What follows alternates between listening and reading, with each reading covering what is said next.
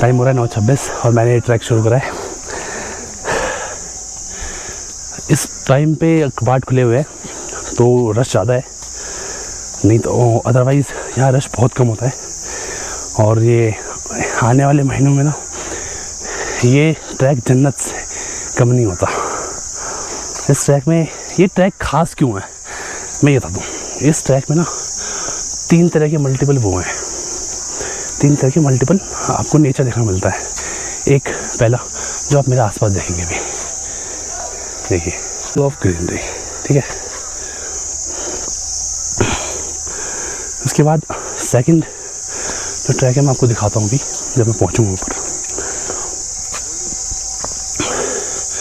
इस ग्रीनरी में ना काफ़ी अच्छी चीज़ें हैं, लाइक बीच बीच में आपको ऐसे देखने को मिलेगा, देखिए, है ना।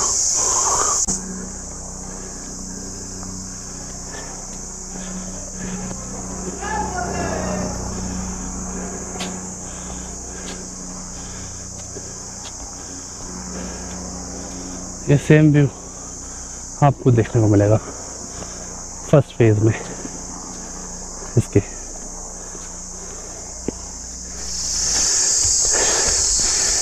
यहाँ से जंगल खत्म और बुगाल शुरू,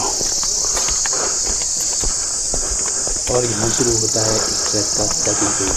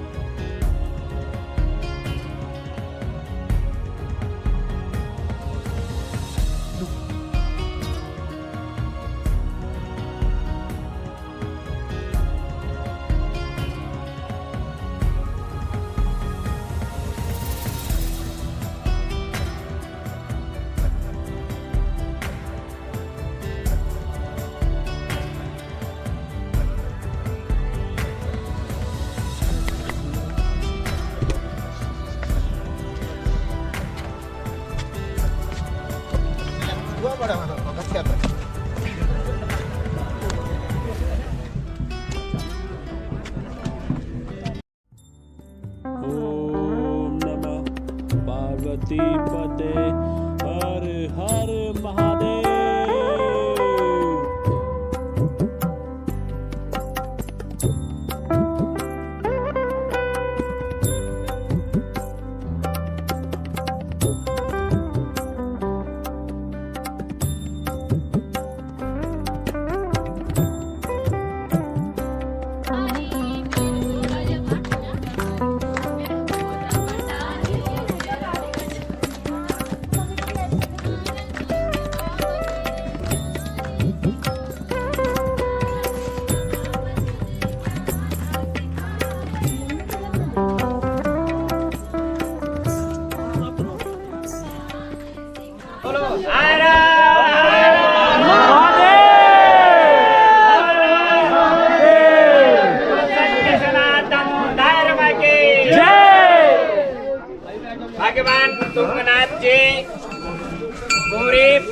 बैठ जाओ, बैठ दो।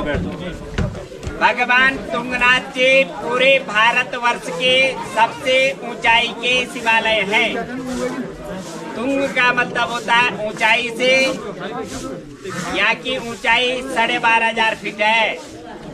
ये मंदिर सब पांडव कालीन मंदिर है। जब पांडव मोक्ष के लिए इस केदार खंड में आए थे, भगवान शिव ने पांडवों को संपूर्ण शरीर का दर्शन नहीं दिया। गोत्र हत्या और ब्रह्म हत्या दोष होने के कारण तो केदारनाथ में जैसे ही बाबा शिव पहुंचे तो पांडव लोग उनके पीछे पीछे केदारनाथ में पहुंच गए। जब पांडव लोग केदारनाथ में पहुंचे तो भगवान शिव ने मायावी भैंसों का एक झुंड तैयार किया, स्वयं भैंसे का रूप धारण किया, लेकिन पांडव लोग उनको पहचान गए। केदार का मतलब होता है दल दल, संस्कृत में केदार को बोलते हैं दल दल, जहाँ आदमी पांव रखे तो समा जाता है, वही केदार की भूमि है। तो भगवान शिव जी उस दल दल में समाहित हो गए। उनके पृष्ठ भाग को पांडवों ने स्पर्श कर लिया, वहीं पे उनको आकाशवाणी हुई, आप लोगों ने मेरे को स्पर्श कर लिया है, आपको मोक्ष हो जाएगा। इस केदार खंड में हरिद्वार से ऊपर ये पूरा केदार खंड कहलाता है। भगवान केदार ज्योतिर्लिंग का स्थान है हरिद्वार से ऊपर, इसलिए हरिद्वार नाम पड़ा। तो भगवान शिव जी का केदारनाथ में पृष्ठ भाग का लिंग स्थापित हुआ। दूसरे हैं मध्य महेश्वर, वहाँ पे भगवान का नाभि भाग का लिंग है। और इन दोनों मंदिरों की जो 12 महीने पूजा होती है वो उखी मठ में हुआ करती है। उखी मठ में गद्य स्थान है जहाँ आप विराजमान है भगवान तुंगनाथ जी। तुंग माने ऊंचा, इसलिए तुंगनाथ जी यहाँ का नाम। भगवान केदारनाथ जी का मुख्य भाग हृदय और बाहु रूप में भगवान का लिंग दर्शन तुंगनाथ जी में होता है। यहाँ की गद्दे मक्कू मठ में है, 12 महीने वहाँ भगवान का पूजन चलता है। इसी तरह का मंदिर वहाँ पर है। भगवान की जितनी भी प्रतिमाएं आपने देखी उनको डोली में यहाँ पे लाया जाता है और गद्य स्थान में ले जाया जाता है। भगवान के लिंग को समाधि दी जाती है, चावल पत्र पुष्पों वस्त्रों से ढक दिया जाता है। इस तरह से केदार की तरह ही भगवान तुंगनाथ जी के कपाट भी 6 महीने खुलते हैं और 6 महीने बंद रहते हैं। चौथे हैं रुद्रनाथ जी। यहाँ से बद्रीनाथ का जो रास्ता जाता है मंडल होते हुए गोपेश्वर में भगवान रुद्रनाथ जी का गद्य स्थान है जहाँ 12 महीने पूजा होती है।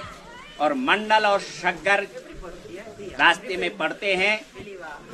वहाँ से 23 किलोमीटर ऊपर हिमालय में पहाड़ी के पीछे भगवान रुद्रनाथ जी का मंदिर है। वहाँ पे भगवान का मुखमंडल का दर्शन होता है। जो मुख भगवान के नीचे निकल गए थे, 4 मुख नेपाल में है, पशुपतिनाथ, वो भी केदार के ही लिंग है। 5वें लिंग है बाबा के कल्पेश्वर कल्पनाथ। बद्रीनाथ के मार्ग में हेलंग से आगे, हेलंग से जो है नदी पार करते हुए उर्गम गांव पड़ता है। वहाँ पर भगवान का गुफा के अंदर जटा के स्वरूप का लिंग है, वो 5वें केदार हैं। और कल्पेश्वर 12 महीने खुला रहते हैं। जो लोग बद्रीनाथ जा रहे हों वो वहाँ दर्शन कर सकते हैं। अब वहाँ गाड़ी जाती है। और इस तरह से पांडवों को ये दर्शन हुए। उसके उपरांत पांडव बद्रीनाथ में गए। बद्रीनाथ को इस पृथ्वी का भू वैकुंठ, पृथ्वी का स्वर्गलोक कहा जाता है। वहीं से पांडवों ने भगवान विष्णु का दर्शन किया। ऊपर स्वर्गारोहणी हिमालय से उनको मुक्ति प्राप्त हुई।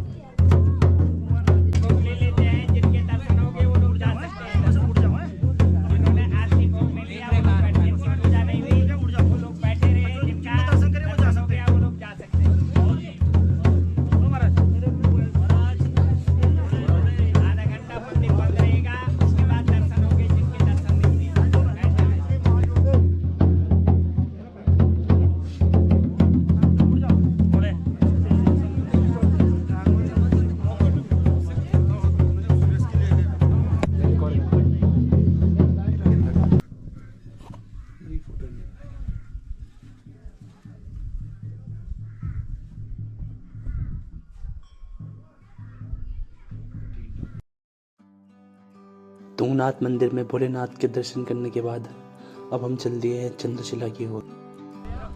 एक्सेस ऑफ क्राउड बहुत ज़्यादा है।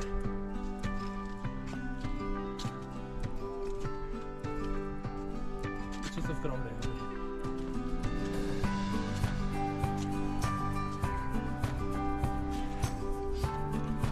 जितना शोर था उसका 1% भी नहीं रह गया।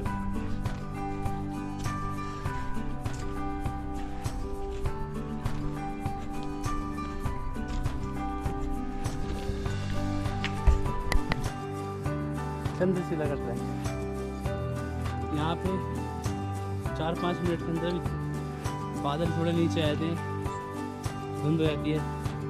अब कभी देखो 2-3 मिनट में साफ।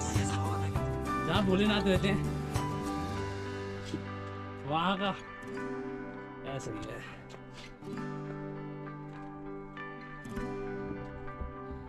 एक अद्भुत एकांत आया ऊपर, और लिटरली आपको ऐसा ही एकांत मिलेगा जब आप यहाँ आएंगे ना।